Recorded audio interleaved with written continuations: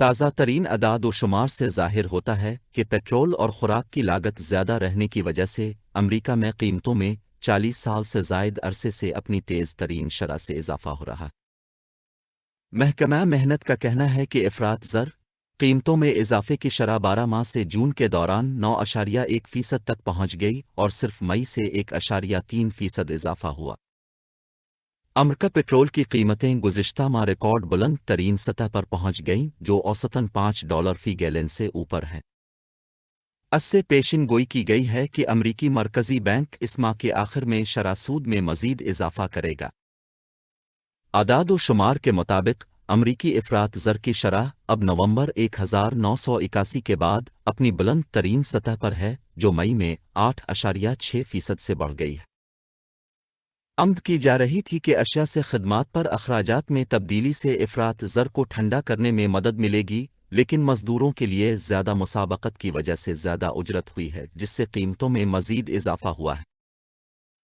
Covid سے supply chain میں خلل اور شدید موسم کی وجہ سے اشیاء خوردونوش کی قیمتوں میں اضافے کی وجہ سے امریکہ میں قیمتوں میں گزشتہ سال کے آخر سے اضافہ ہو رہا ہے۔ یوکرائن میں جنگ نے عالمی سطح پر اشیاء کی قیمتوں میں بھی اضافہ کیا ہے۔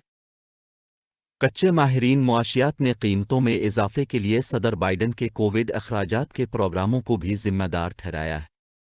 مجموعی طور پر اس نے گھرانوں اور کاروباری اداروں کو وبا کے معاشی جھٹکے سے بچانے کے لیے 5 ٹن ڈالر 4.1 پاؤنڈز ٹن محرکات تعینات کیے۔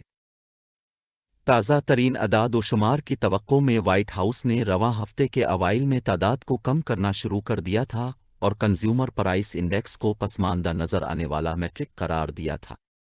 اور یہ سچ ہے کہ یہ تعداد پچھلے مہینے سے قیمتوں میں اضافے کو اجاگر کرتی ہے جبکہ زیادہ حالیہ قیمت میں کمی کی عکاسی نہیں کرتی، خاص طور پر گیسولین میں۔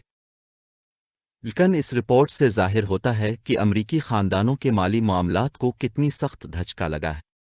لوگ پہلے ہی اپنی اخراجات کی عادات تبدیل کر رہے ہیں اور اپنی بچت کو رہائش اور خوراک کی ادائیگی کے لیے استعمال کر رہے ہیں۔